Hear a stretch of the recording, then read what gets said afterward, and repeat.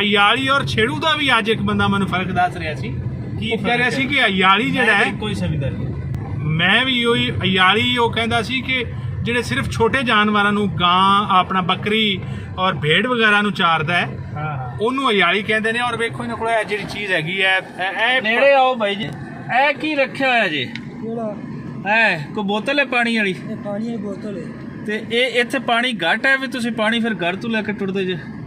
ਹਾਂ ਪਾਣੀ ਉੱਥੇ ਪਾਣੀ ਪਿੰਡੂ ਲੈਂਦੇ ਹੋ ਤੇ ਇਹਦੇ ਠੰਡਾ ਰਹਿੰਦਾ? ਇਹਨੇ ਠੰਡਾ ਇਹ ਹਿੰਜੀ ਉਹ ਹੈ ਜ਼ਰਾ ਬੋਤਲ ਇਹ ਜ਼ਰਾ ਥੋੜਾ ਬੈਕ ਹੋ ਕੇ ਦਿਖਾਓ ਨਾ, ਬੋਤਲ ਦਿਖਾਓ ਜ਼ਰਾ। ਇਹ ਹੁਣ ਇਹਨਾਂ ਨੇ ਬੋਤਲ ਦਾ ਲਾਇਆ ਹੋਇਆ ਕਿ ਪਾਣੀ। ਕੀ ਨਾਮ ਹੈ ਪਿਆਰੇ ਭਾਈ ਤੁਹਾਡਾ? ਬਸ਼ੀਰ। ਬਸ਼ੀਰ ਭਾਈ ਬੜੀ ਮਿਹਰਬਾਨੀ, ਬੜਾ ਅੱਛਾ ਲੱਗਾ। ਤੇ ਰੱਤੀ ਦਾ ਆਮ ਹੈ ਸਾਹਮਣੇ ਪਿੰਡ ਨਾ? ਹਾਂਜੀ ਮਿਹਰਬਾਨੀ ਜਨਾਬ, ਬਹੁਤ ਸ਼ੁਕਰੀਆ। ਓਕੇ। ਇਹ ਅਸੀਂ ਤੁਹਾਨੂੰ ਦਰਸਾ ਰਹੇ ਹਾਂ, ਤੁਹਾਨੂੰ ਇੰਜ ਲੱਗੇਗਾ ਜਿਵੇਂ ਤੁਸੀਂ ਰਾਜਸਥਾਨ ਦੇ ਵਿੱਚ ਫਿਰਦੇ ਹੋ।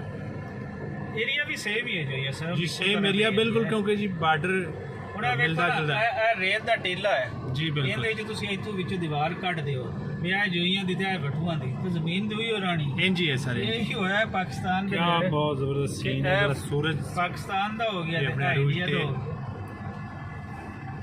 ਖੂਬਸੂਰਤ ਏਰੀਆ ਹੈ, ਬਹੁਤ ਖੂਬਸੂਰਤ, ਬਹੁਤ ਬਹੁਤ ਬਹੁਤ ਸੋਹਣਾ, ਬਹੁਤ ਸੁੰਦਰ, ਅੱਖਾਂ ਨੂੰ ਠੰਡਕ ਮਿਲਦੀ।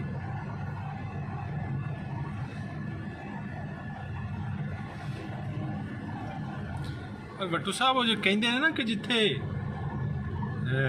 ਕੋਈ ਸ਼ੈ ਹੋਵੇ ਨਾ ਤੇ ਉੱਥੇ ਕੋਈ ਹਰਨੋਲੀ ਸਰਦਾਰ ਜੀ ਹਰਨੋਲੀ ਦਰਖਤ ਨਾ ਹੋਵੇ। ਹਰਨੋਲੀ ਸਰਦਾਰ ਬਿਲਕੁਲ ਹੈ। ਵੇਖੋ ਹੁਣ ਦਰਖਤ ਕਿਤੇ ਖਾਲ ਖਾਲ ਹੈ, ਪਹਾੜੀ ਕਿੱਕਰ ਜੇ ਨੇ ਕਿਤੇ ਕਿਤੇ ਹਨ, ਲੇਕਿਨ ਕਿਆ ਖੂਬਸੂਰਤ ਲੱਗ ਰਹੇ ਨੇ ਯਾਰ, ਕਿਆ ਇੱਕ ਸੀਨ ਬਣ ਰਿਹਾ ਹੈ। ਰੋਡ ਦੇ ਉੱਤੇ ਬਾਰਿਸ਼ ਦਾ ਪਾਣੀ ਠਹਿਰ ਗਿਆ। ਇਹ ਵੇਖੋ ਜੀ ਬਾਰਿਸ਼ਾਂ ਇੱਥੇ ਇਸ ਵਾਰੀ ਕਾਫੀ ਹੋਈਆਂ ਨੇ ਤੇ ਪਾਣੀ ਖੜੋਤਾ ਇੱਥੇ, ਹਾਲਾਂਕਿ ਅਮੂਮਨ ਇੱਥੇ ਤੇ ਪਾਣੀ ਵੇਖਣ ਨੂੰ ਪੀਣ ਨੂੰ ਨਹੀਂ ਮਿਲਦਾ। ਇਹਦਾ ਮਤਲਬ ਹੈ ਕਿ ਇਸ ਦਫਾ ਬਾਰਡਰ ਤੇ ਫਸਲਾਂ ਅੱਛੀਆਂ ਹੋਣਗੀਆਂ ਜਿਵੇਂ ਜੀ ਜੀ ਬਿਲਕੁਲ ਸਰ, ਇਸ ਵਾਰ ਬਾਰਡਰ ਏਰੀਆ ਜਿਹੜਾ ਹੈ ਉਹ ਬਿਲਕੁਲ ਲੱਗੇਗਾ, ਜਿਹਨੂੰ ਕਹਿੰਦੇ ਨੇ ਪੰਜਾਬੀ ਚ ਬਾਰਡਰ ਲੱਗੇਗਾ। ਆਪਣੀ ਸਾਈਡ ਤੇ ਹੀ ਆਂਦਾ ਬਾਰਡਰ ਲੱਗੇਗਾ।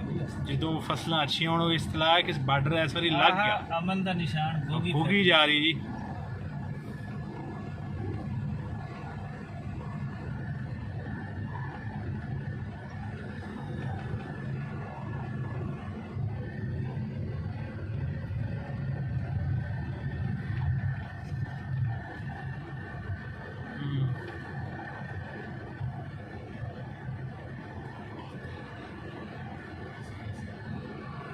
वाह जी वाह, क्या खूबसूरत सीन।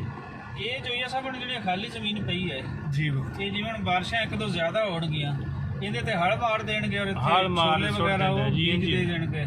जी बिल्कुल ਸਰੋਂ ਇਸ ਤਰ੍ਹਾਂ ਦੀ ਜਿਹੜੀ ਚੀਜ਼ਾਂ ਨੇ ਉਹ जी जी बिल्कुल, कोई स्प्रे नहीं, कोई खाद नहीं, कोई कुछ नहीं, रब वालों है जो कुछ, सिर्फ इन्हें बीज सुटने। ਵਾਹ ਵਾਹ।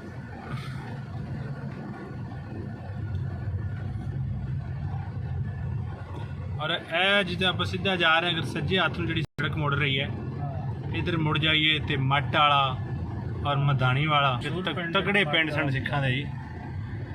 ਔਰ ਹੁਣ ਵੀ ਮਾਸ਼ਾਅੱਲਾ ਸਾਰਾ ਏਰੀਆ ਹੀ ਉਹੀ ਸੀਗਾ, ਸਿੱਖ ਸਰਦਾਰਾਂ ਦਾ ਹੀ ਸੀ। ਜੀ ਬਿਲकुल ਜੀ।